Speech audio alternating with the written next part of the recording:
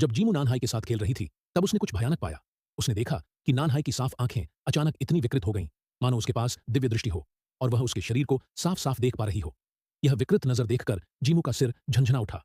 उसके कुछ कहने से पहले ही नानहाई मासूम बन गई। शुरू में जीमू ने इस बात को गंभीरता से नहीं लिया, लेकिन रात में नानहाई ने धीरे से उसके गाल को छुआ। इतना ही नहीं, जब वह अपने पति के साथ घनिष्ठ थी, तो नानहाई दूर खड़ी होकर उसे घूर रही थी। उस पल जीमू डर गई। जीमू के पास से गुजरते हुए नानहाई ने समय पर उसे पुकारा। यह सुनकर जीमू की पीठ ठंडी पड़ गई। जीमू बस यह पूछना चाहती थी कि उसके साथ क्या हुआ है, लेकिन अचानक नानहाई ने बत्ती बंद कर दी और जीमू फिसल कर गिर गई, जिससे उसका हाथ टूट गया। जीमू समझ नहीं पा रही थी कि नानहाई उसके साथ इतना बुरा क्यों कर रही है। जब वह सोच रही थी कि नानहाई से कैसे सुलह करे, तभी उसका उंगली पियानो से दबकर टूट गई। ध्यान से देखा तो उसमें एक चाकू छिपा हुआ था। जीमू को एहसास हुआ कि यह नानहाई की शरारत है। तभी उसने नानहाई को तहखाने से चुपके चुपके निकलते देखा। उसने नानहाई से पूछा कि बंद दरवाजे से वह अंदर कैसे आई। उसने दरवाजा खोलने की कोशिश की, लेकिन समझ नहीं पाई।